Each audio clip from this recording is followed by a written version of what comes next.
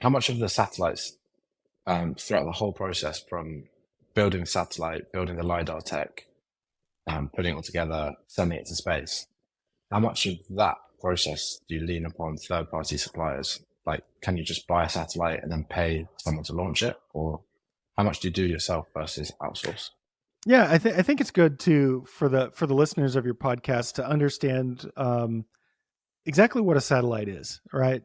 So many people think that the satellite is the thing that they see, but there's so much more to it than that. They see a picture of a satellite as an entire system, but there are multiple parts to that. And so the satellite bus is the outer structure. It's kind of the framework. If you were building a car, it's the outer framework and maybe the chassis underneath, but we're building the engine, and the engine is the secret sauce. And so for me to tell you what percentage, that would be hard to put a number on, that's really coherent, for the listeners.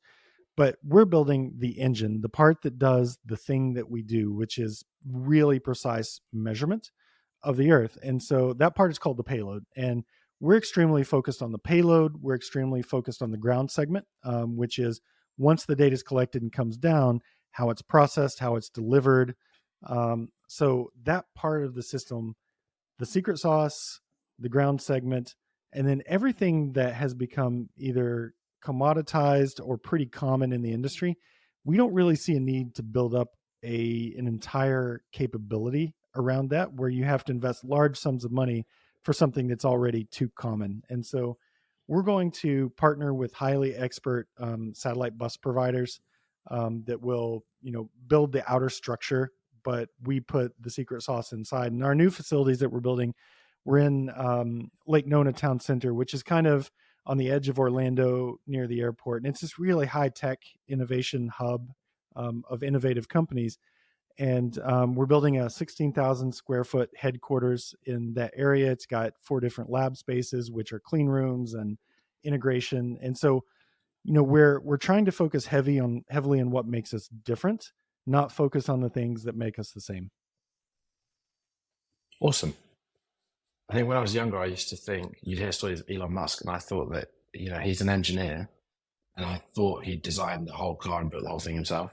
I think Right. as you get older, you realize you find I suppose you're saying you find the differentiating thing that you're going to make the best in the world. Right. And then you might buy a chassis from Ford or like the air conditioning unit from somewhere else, and you piece it all together, and that's how you make your product.